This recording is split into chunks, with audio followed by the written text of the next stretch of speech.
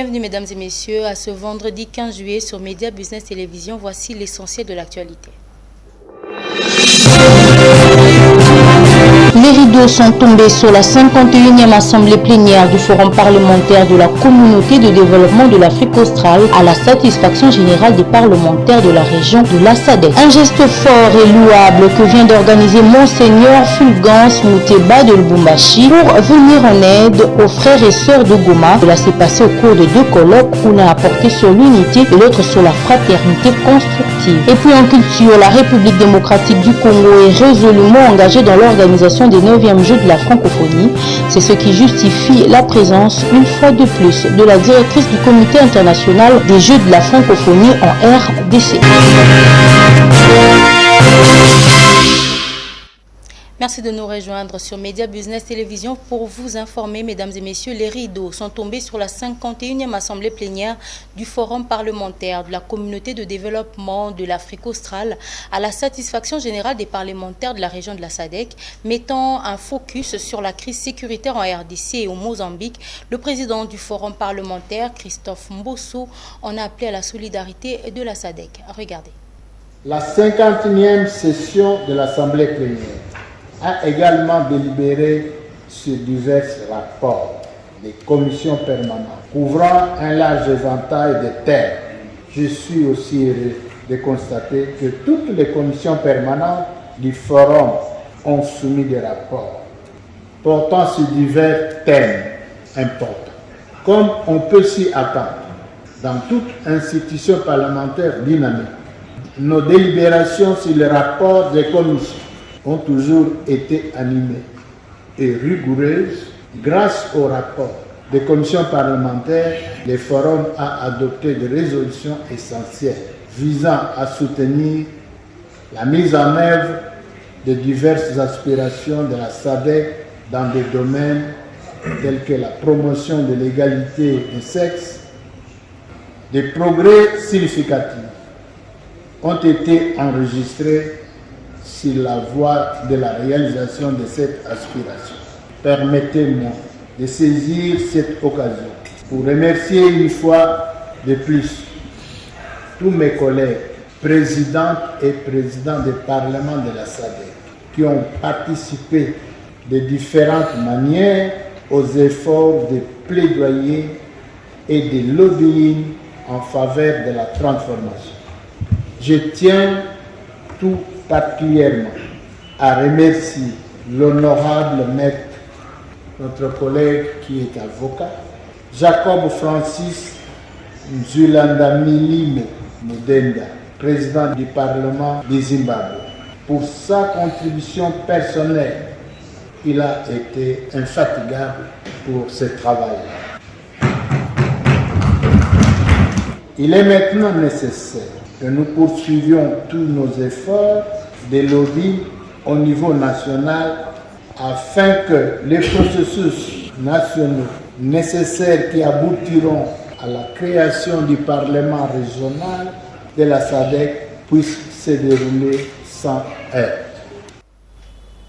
Pour la paix en République démocratique du Congo et dans la région des Grands Lacs, Catherine Tsamba et les femmes membres de Wise Women expriment au Premier ministre Jean-Michel Samalukonde leur détermination à appuyer les efforts engagés par le gouvernement pour relever les défis sécuritaires et humanitaires. Charlène Bondembe.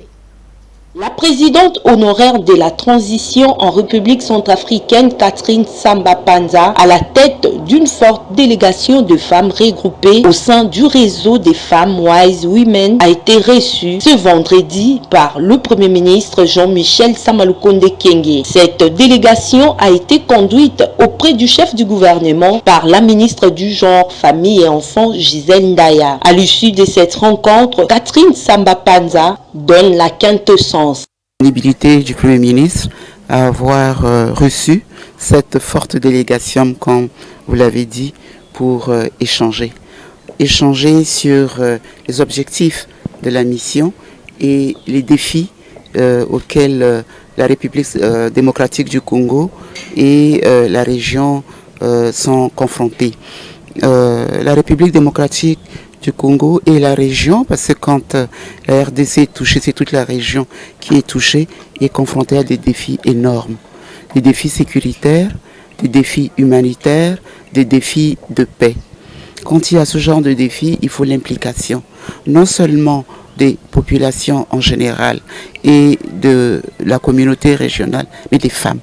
La ministre du Genre, Famille et Enfants a salué l'initiative du réseau Wise We. Et aussi remercier l'initiative qu'elles ont eue pour descendre ici dans notre pays, palper de doigt de tout ce qui se passe et surtout la préoccupation de toutes les parties prenantes ici en République démocratique du Congo.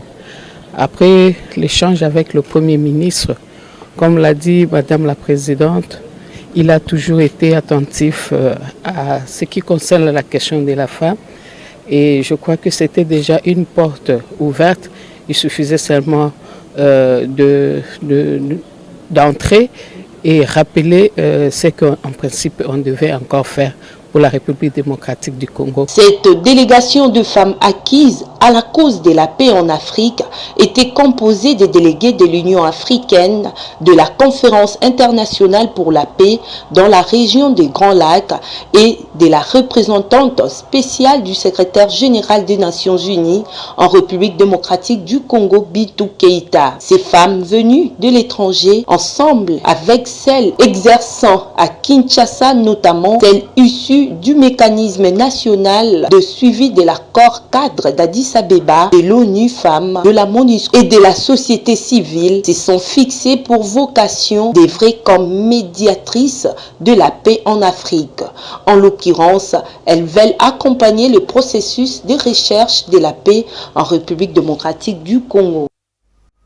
Et puis prenons cette brève dans ce journal, mesdames et messieurs, la CENI passe à la vitesse supérieure en annonçant ce jeudi 14 juillet l'enrôlement des électeurs fixé au mois d'octobre prochain. Le président Denis Kadima entend jouer la carte de la transparence en réactivant la cellule de gestion des projets et marchés publics de la centrale électorale qui existait sur papier. L'AFNET est un réseau de programmes qui forme les gens en épidémiologie de terrain et qui travaille avec le ministère de la Santé actuellement et dans 31 pays d'Afrique et la RDC fait partie également. Le jeudi 14 juillet, le ministre de la Santé accompagné la vice-ministre Véronique ont échangé avec cette délégation composée des membres du réseau africain d'épidémiologie pour voir dans la mesure où construire un grand bureau régional à Kinshasa. Ce sont des propos recueillis par Marlène Yaouté.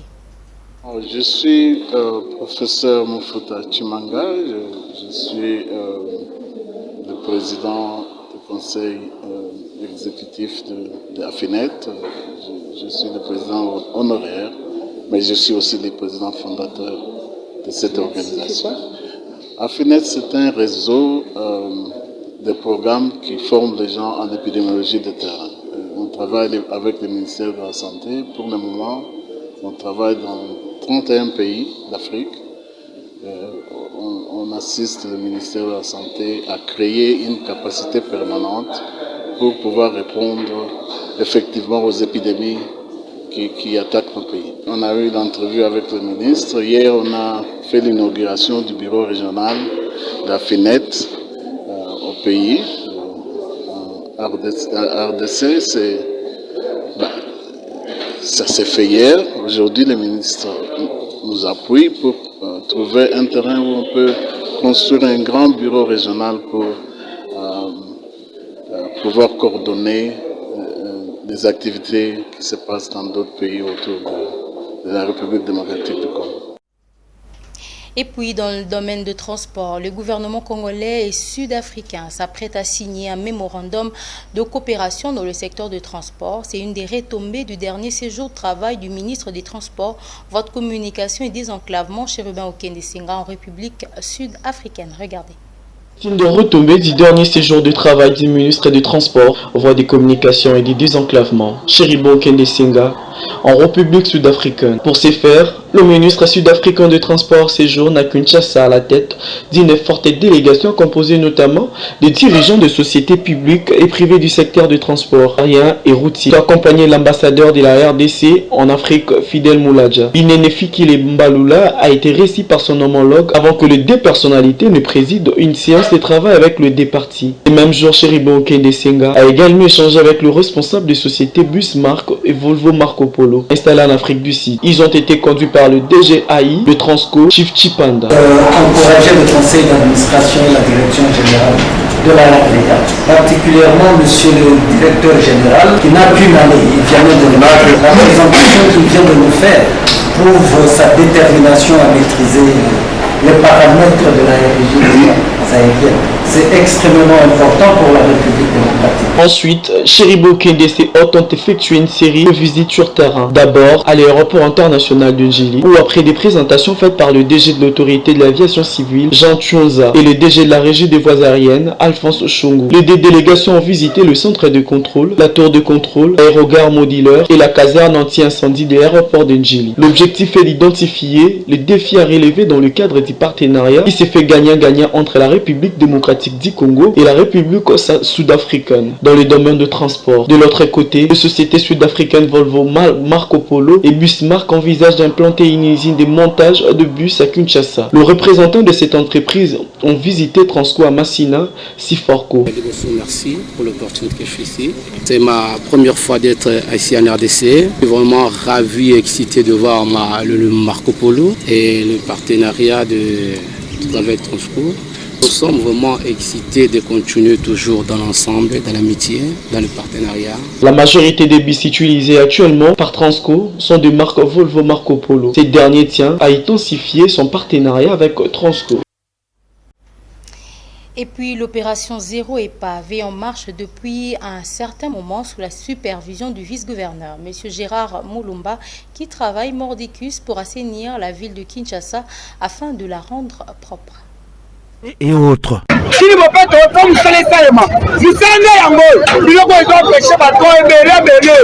Opération Zéro Épave, une réalité et non de paroles en l'air. Les vice-gouverneurs de Kinshasa, Gérard Moulumba, n'aménagent aucun effort pour matérialiser ces grands projets, non seulement pour la propreté de la ville, mais également pour préserver la vie de ses concitoyens. Car nombreux ont dû laisser leur vie à cause des constructions anarchiques. L'objectif de cette opération est d'assainir Kinshasa jusqu'à son embellissement total. De la parole à l'acte, le vice-gouverneur de la ville de Kinshasa était sur l'avenue Poilour, quartier Kingabwa, en homme des terrains pour se rendre compte de travaux. Le vendredi 15 juillet 2022, na Poilour, 13e rue, je peux dire, sur Izam, toye kolongola biloko nyonso ezali na balabala ndenge mokonzi ya mboka asengaki biso na ndingisa ya mokambi ya mboka Kinshasa, gouverneur Jean-Tini Ngobinambaka na molandi na ye Jekuko Mulumba, yango wana nde toye koexekute mitindo epesaki na bakonzi na yango tozali kosenga na ya matoi mangongi ke tokosunga bango awa ozala nani ozali likolo ya mibeko te toye kolongola ya bato bayokaki te bosengaki na bakonzi basala bino faveur mais kasi borespecte yango te yango wana lelo toye kobenda matoi na bazali matoi mangongi ke tokosunga bango. Opération Kin Zéro Épave ekosila te take Kinshasa nano ebongi te toza na bino mpe tokozala kaka na. Et puis un geste fort et louable que vient d'organiser Monseigneur Fulgence Mouteba de Lubumbashi pour venir en aide aux frères et sœurs de Goma. Cela s'est passé au cours de 2 colloques où l'un a porté sur l'unité et l'autre sur la fraternité constructive au-delà de nos différences dans le but de vivre ensemble. Suivez. Il s'appelle Monseigneur Fulgence Mouteba, archevêque métropolitain de Lubumbashi. Un pasteur charismatique plein de foi, doté d'une capacité à comprendre et la facilité à communiquer. Depuis son arrivée à la tête de l'archidiocèse de Lubumbashi, il s'est donné la mission d'initier l'itinéraire du vivre ensemble pour une fraternité plurielle fondée sur la cohésion sociale. C'est dans ce but qu'il a organisé des colloques, l'un sur l'unité et la réconciliation des Katangais et l'autre sur la fraternité constructive au-delà de nos différences. L'objectif poursuivi dans cette mission pastorale, c'est de lutter contre toutes sortes d'exclusions, de discriminations, de xénophobie, de frustration, des discours haineux et incitateurs à la violence. Pour venir en aide aux frères et sœurs de Goma, l'archevêque de Lubumbashi avait initié au cours de ses colloques des quêtes spéciales. C'est dans les mains propres de Monseigneur Willy Ngombi, évêque de Goma, que l'archevêque de Lubumbashi a remis l'enveloppe contenant une somme importante ce jeudi 14 juillet 2022 au centre d'accueil Caritas Congo à Kinshasa. Je suis très heureux de remettre cette enveloppe à son Excellence Monseigneur Willy Ngombi, évêque de Goma. C'est le fruit de la générosité, de la solidarité des chrétiens et des communautés vivant dans la diocèse de Lubumbashi à l'issue du colloque sur le vivre ensemble que nous avons organisé. Nous sommes très sensibles à ce qui se passe dans le diocèse de Goma et en général ce qui se passe dans le Nord Kivu et en Ituri. Et c'est avec un cœur vraiment plein de reconnaissance que je dis merci à tous ceux qui ont contribué à cette enveloppe pour manifester notre solidarité, notre communion avec ceux qui souffrent à l'Est. La République démocratique du Congo est résolument engagée dans l'organisation des 9e Jeux de la francophonie. C'est ce qui justifie la présence, une fois de plus, de la directrice du Comité international des Jeux de la francophonie en RDC pour accompagner les travaux préparatifs des 9e Jeux de la francophonie prévus du 28 juillet au 6 août 2022. Suivez. La directrice du Comité international de Jeux de la francophonie, Zaina Mina, est arrivée à Kinshasa la nuit du mercredi 13 juillet 2022. Elle a été accueillie par le directeur national adjoint en charge des technologies et de l'information, Freddy Ilunga Kadiata. L'objectif de sa mission est d'accompagner les travaux préparatoires de 9e Jeux de la francophonie de Kinshasa prévus du 28 juillet au 6 août 2023. Donc l'objectif de la mission est comme toutes les autres missions du Comité international des Jeux de la francophonie, c'est d'accompagner les travaux au niveau du Comité national des Jeux de la francophonie. Nous sommes dans une mission d'accompagnement, de transfert de compétences. Donc notre objectif c'est de créer les passerelles entre nos experts et les commissions existantes pour pouvoir faire aboutir le projet des Jeux de la francophonie à terme et dans les temps impartis. Pour les directeurs nationaux adjoints en charge de nouvelles technologies de l'information et de la communication, Freddy Ilunga Kadiata, ces transferts de compétences tombent à point nommé. De joie, parce que comme vous le savez, notre pays est résolument engagé dans ce processus d'organisation de ces 9e Jeux de la francophonie. Et puis nous avons pris du retard, nous avons eu quelques reports. Maintenant, aujourd'hui, l'essentiel pour nous, c'est de pouvoir nous tourner vers l'avenir.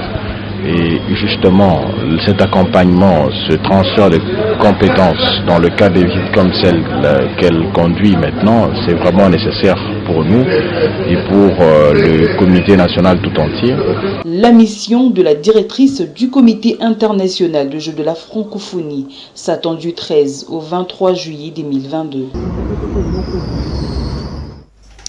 Pour remettre de l'harmonie au sein de la Fédération nationale de judo, le Comité olympique congolais a échangé avec les membres de la coordination nationale des activités du judo nommée récemment par le ministre des Sports. Suivez. Après leur première séance de travail avec le secrétaire général au sport, la coordination nationale des activités du judo en République démocratique du Congo, qui est dans la droite ligne des missions lui a été confiée par le ministre des Sports, a été reçu par les bureaux exécutifs du Comité olympique congolais, porteur d'un certain nombre de conseils par rapport à la législation qui organise les mouvements sportifs internationaux. Dans le plan d'activité que nous avons arrêté, nous devrions entrer en contact avec tous les acteurs du sport en général, mais du judo en particulier. Nous avons vu le secrétaire général, nous sommes venus voir le comité olympique et nous irons voir le ministre de tutelle. ceci entre dans une seule vision.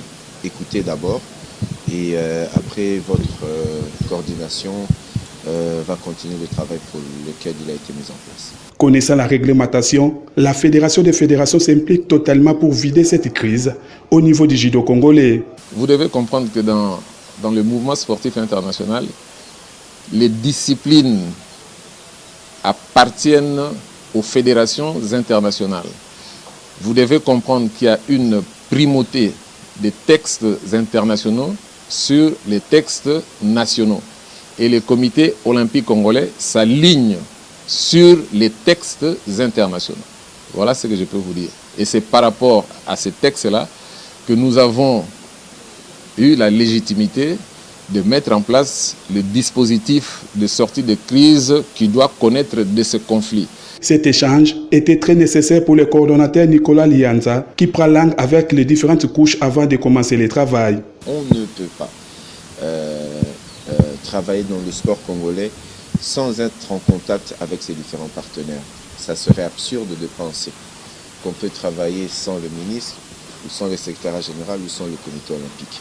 Après le comité olympique congolais, la coordination du judo ira voir dans les tout prochains jours le ministre des Sports, question de lui présenter les rapports de sa tournée. Mesdames et messieurs, c'est par cet élément sportif que nous allons clôturer cette édition du journal. Avant de nous séparer, voici le rappel des titres. Les rideaux sont tombés sur la 51e assemblée plénière du Forum parlementaire de la communauté de développement de l'Afrique australe à la satisfaction générale des parlementaires de la région de la SADC. Un geste fort et louable que vient d'organiser Monseigneur Fulgence Mouteba de Lubumbashi pour venir en aide aux frères et sœurs de Goma. Cela s'est passé au cours de deux colloques, l'un a porté sur l'unité et l'autre sur la fraternité constructive. Et puis en culture, la République démocratique du Congo est résolument engagée dans l'organisation des 9e Jeux de la francophonie. C'est ce qui justifie la présence, une fois de plus, de la directrice du Comité international des Jeux de la francophonie en RDC. Mesdames et messieurs, merci de nous avoir suivis avec une sympathique attention. Excellente suite de programmes sur Média Business Télévision. Au revoir.